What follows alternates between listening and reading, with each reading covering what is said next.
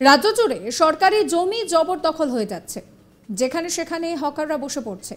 ফলে রাস্তা ছোট হয়ে যাওয়ার পাশাপাশি শহরের সৌন্দর্যায়নও বাধাপ্রাপ্ত হচ্ছে। এই বিষয়গুলি নিয়ে ক্ষুব্ধ মুখ্যমন্ত্রী বৈঠক করলেন নবান্ন সভাঘরে। সোমবার 24শে জুন এবং বৃহস্পতিবার 27শে জুন পরপর দুটি বৈঠক করে ক্ষোভ প্রকাশ করেছেন তিনি।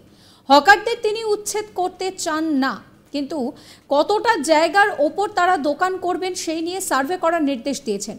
হকার সমস্যা নিয়ে রাজ্যের মুখ্যমন্ত্রী মমতা বন্দ্যোপাধ্যায়কে এবার নিশানা করলেন প্রদেশ কংগ্রেসের সভাপতি অধীর চৌধুরী। শনিবার 29শে জুন তিনি বলেন যে লোকসভায় ভালো রেজাল্ট হওয়ার পর হাতির 5 পা দেখেছে তৃণমূল। আপনাকে লোকে ভোট দিয়ে আপনাকে জিতিয়েছে, তার মানে এই নয় যে আপনাকে জুলুম করার লাইসেন্স দেওয়া হয়েছে। মুখ্যমন্ত্রী একই ব্যক্তি নানা রকম মেসেজ দিচ্ছেন। তিনি তার প্রধানকে কোথাও কোথাও থামাও, আবার কোথাও থেমো না এসব বলছেন, কোথাও ভাঙো বলছেন তো কোথাও ভেঙো না বলছেন। একই মুখে ভিন্ন ভিন্ন কথা বলছেন। তার নির্দেশের মধ্যে কতটা চালাকি, কতটা প্রতারণা লুকিয়ে রয়েছে এই ঘটনা থেকে তা বোঝা যাচ্ছে। কি বলছেন অধীর চৌধুরী, শুনুন। অত্যাচার করছে, একটা অদ্ভুত ধরনের অত্যাচার করছে। মানে এবার লোকসভায় ভালো রেজাল্ট করার পর হাতির 5 পা দেখছে তৃণমূল। ভাবতে যা খুশি তাই করা যেতে পারে, লোকে তো ভোট দেবেই। লোকে ভোট দেবে, অতএব যা খুশি তাই করবার লাইসেন্স হয়ে গেছে।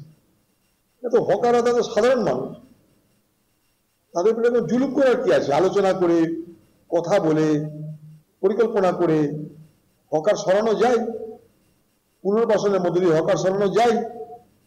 কিন্তু জোর জুলুম করে করে যা খুশি তাই করবার মানসিকতা কেন তৈরি হচ্ছে? আপনাকে লোকে ভোট দিয়েছে মানে এটা নয় জুলুম করবার লাইসেন্স দিয়েছে। আপনাকে লোকে ভোট দিয়েছে এই কারণে যারা ভালো করে বাংলা চালানোর জন্য। কিন্তু অত্যাচারীর মানসিকতা যদি বয়ে নিয়ে চলে তাহলে অত্যাচার তো হবেই। অত্যাচারীর মানসিকতা অত্যাচার করার, কিন্তু অত্যাচার তাই চলছে। আমরা চাই এগুলো থমক, বন্ধ। মুখ্যমন্ত্রী একই ব্যক্তি নানা রকমের মেসেজ দিচ্ছেন তিনি তার প্রশাসনকে। কোথাও বলছেন থামো, কোথাও বলছেন থেমো না, কোথাও বলছে ভাঙো, কোথাও বলছে ভেঙো না। ভাঙার পর বলছে এবার থামো, ভাঙার আগে বলছে থেমো না। মানুষকে বিভ্রান্ত করছে এবং প্রশাসনকে একই মুখে ভিন্ন ভিন্ন কথা তিনি বলছেন। তার নির্দেশের মধ্যে সঠতা, চালাকি, প্রতারণা লুকিয়ে আছে, তাই এই ধরনের ঘটনা ঘটছে। রামপুরের বিক্ষোভ হবে জানতে হবে, এবার ধীরে ধীরে বিক্ষোভ তৈরি হয়ে জায়গায়। দেখুন, আমি কালকেও বলেছি, কেউ শখ করে তো হকারি করে না, নিরুপায় হয়ে হকারি করে। তারা চুরি ডাকাতি না করে ফেরি করে তাদের জীবন নির্বাহ করে। সরকার তাদের জন্য সহানুভূতির সঙ্গে বিবেচনা করুন, কোয়ারশন নয়, পার্সুয়েশন করো, অত্যাচার নয়, তাদের সঙ্গে আলোচনা করে ফয়সালা করো। কিন্তু গা জোয়ারি মানসিকতা নিয়ে এখানে আজকে সরকার এই ধরনের অন্যায় হস্তক্ষেপ করছে।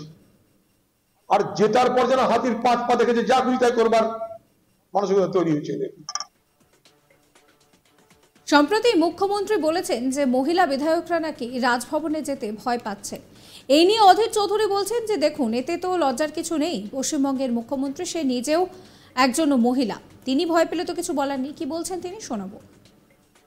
দেখুন, এর থেকে লজ্জার তো কিছু নাই। পশ্চিমবঙ্গের একজন মুখ্যমন্ত্রী, সে নিজে মহিলা, সে বলছে রাজ্যপালের কাছে মহিলারা যেতে ভয় পায়। কিছু তো বলার নাই। এখন কোন মহিলা যেতে ভয় পায়, কেন ভয় পায়, সেই মহিলাকে, সে আগে গেছিল কিনা, তার সঙ্গে কি কি হয়েছে আমরা তো জানি না কেউ। হঠাৎ মহিলাদের রাজ্যপালকে যেতে ভয় পাচ্ছে কেন, তাও আমরা জানি না। যদি রাজভবনে যেতে মহিলা ভয় পায় তাহলে মানুষ কোথায় যাবে?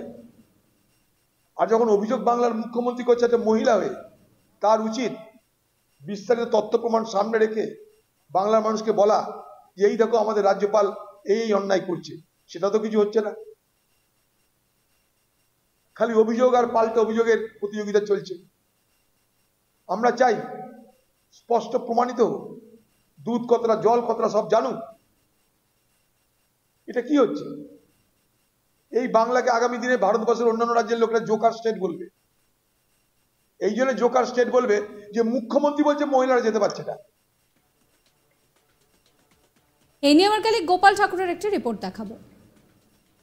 মুখ্যমন্ত্রী রাজ্য জুড়ে হকার উচ্ছেদের নির্দেশ দেন, পরে তিনি 1 মাস সময়সীমা বেঁধে দেন। তা সত্ত্বেও দেখা যাচ্ছে যে কলকাতার বিভিন্ন এলাকা জুড়ে পুলিশি অভিযান, রাস্তার ওপরে পড়ে থাকা গাড়ি সিজ করা হচ্ছে এবং গাড়িতে কাঁটা লাগানো হচ্ছে। এই প্রসঙ্গে শনিবার প্রদেশ কংগ্রেস সভাপতি অধীর রঞ্জন চৌধুরীকে এক সাংবাদিক প্রশ্ন করলে ফের একবার অধীর রঞ্জন চৌধুরী মুখ্যমন্ত্রী মমতা বন্দ্যোপাধ্যায়ের বিরুদ্ধে সরব হন। তিনি বলেন যে অত্যাচার হচ্ছে, এক অদ্ভুত ধরনের অত্যাচার চলছে। এবারের নির্বাচনে, লোকসভা নির্বাচনে ভালো রেজাল্ট করায় তৃণমূল হাতির 5 পা দেখছে। ভোট দিয়েছে তাই তারা যা খুশি তাই করছে, মনে করছে যে মানুষ ভোট দিয়েছে তাই তারা অত্যাচার করার, সুতরাং তারা লাইসেন্স পেয়ে গেছে। এই হকাররা তো সাধারণ মানুষ, তাদের উপর জুলুম করার কি আছে? অন্যদিকে তিনি বলেন যে হকারদের সরানোর বিভিন্ন কথা এবং আলোচনার মাধ্যমে তাদের সরানো যেতে পারে এবং পুনর্বাসন এবং পরিকল্পনা গ্রহণের মাধ্যমেও তাদেরকে সরানো যেতে পারে। কিন্তু এই জুলুম করার মধ্যে দিয়ে তিনি তার যে ইচ্ছা বহন করেছেন, সে যদি জুলুম করার ইচ্ছা বহন করে চলেন তাহলে তো তারা অত্যাচারিত হবেই, তাদের উপর জুলুম হবেই। অন্যদিকে পাশাপাশি তিনি বলেন যে এই যে হকার, তাদের যে উচ্ছেদ করার পরিকল্পনা মুখ্যমন্ত্রী নিয়েছেন তা তো নানা রকম আলাপ আলোচনার মাধ্যমেই করা যেতে পারত। অন্যদিকে এই মুখ্যমন্ত্রী একই ব্যক্তি বিভিন্ন পদ, বিভিন্ন প্রশাসনিক কর্তাদের তিনি নির্দেশ দিয়েছেন, ভিন্ন ভিন্ন নির্দেশ। তিনি বলছেন কখনো যে ভেঙে দাও, কখনো বলছে থামো, কখনো ভেঙে দেওয়ার পরে বলছেন যে থেমে যাও। এই একই ব্যক্তি ভিন্ন ভিন্ন নির্দেশ দিচ্ছেন তার প্রশাসনিক কর্তাদের।